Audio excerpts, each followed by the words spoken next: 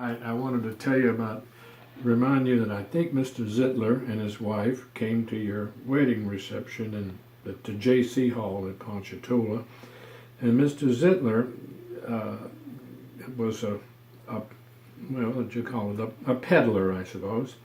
But after World War II, he was able to get into this country. He had been in 5 armies. He was a Lithuanian Jewish guy, and he and his wife had been in a prison, but after the war they were able to get to the United States and had some friends here, and had settled in New Orleans, and he became a traveling salesman, so to speak. And he had, after the war, there was difficulty for women to get nylon hose and silk and stuff, because we had embargoed the silk for parachutes. So, and somehow Mr. Zitler had friends in his world who could help him get stuff, dry goods. And so he started, I think it was a Hudson. So he made a route from New Orleans and around through Slidell and area up through our way and then all the way back and up to Amite. And he would spend the nights with some of his friends in Amite. There's a Jewish merchant store big time in Amite. I can't remember the name of it, but they were his friends. And then he would go back to New Orleans the next day on a different route and call on different country stores. So, and our store was just a mess. What a little, you got that picture. But he started calling and then became, I don't know, he and my dad just took out together like they're thick as thieves. They just enjoyed each other's company.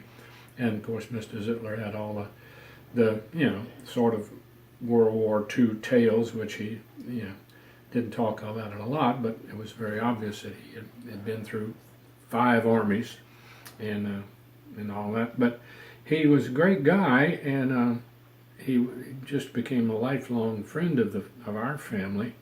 And when I graduated from high school, that's 1959, he gave me a little fingernail clipper and little swing out little leather thing that was just super high quality, and I had all the way up until Katrina. It was in my desk drawer, and I kept the thing, but it got wet and the leather all corroded.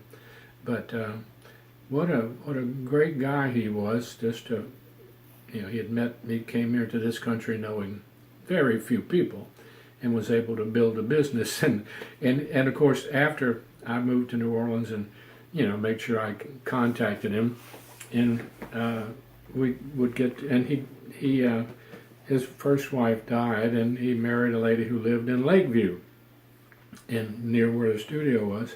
So periodically I would see them at the coffee shop, and he lived a long time. And in the World's Fair period, 1984, he had bought a building on right at what is now the House of Blues, right across the street. He bought a 5-story building, a little small building. Louisiana Music Factory rented the bottom for a long time, and he had an office there. It was called Wholesale Style Center. And being as we spoke together so much, he would just tell me business stories, and we were talking about the World's Fair, and he laughed and he said, those crazy people. And it was one of the T-shirt sellers for the World's Fair and for tourism wanted his building to use during that period, and he laughed. He said, they leased it for 1 year for more than I paid for it. Like, he always had the business sense in mind. Like, so and then after they got up, his son Justin was a ballet dancer, and the name of Mr. Zitler's hosiery line that he created for himself was called Justin, after his son. Well, Justin finished his sort of ballet career, went to law school, and now he's a lawyer here in New Orleans. And the picture I think that I got from your wedding, I made a copy of it for him, and it was one of the few that he had of him and of his father and mother. Because when did you get married? What year was it? 79. Yeah, so 79. That's some years ago. And but in any case, Justin became the lawyer for Professor Longhair's estate, and helped wrenched that away from some people who had, you know, stuck him, kind of took over by illegally ways. And Justin is still in the crazy music business too, I think. I don't see him very often. And he got married and had a kid and all that, a ballet dancer. But Mr. Zitler was Zionist of the Year, or Zitler. In 1980, he has a picture of him with Moshe Dayan getting an award for being the Zionist of the Year for, you know, apparently gathering money in the United States. And he also got, Mr. Zitler got several other recognitions of the fact that, you know, he had done, and he had been in 5 armies. Every time he lost something, he'd go to another. Okay.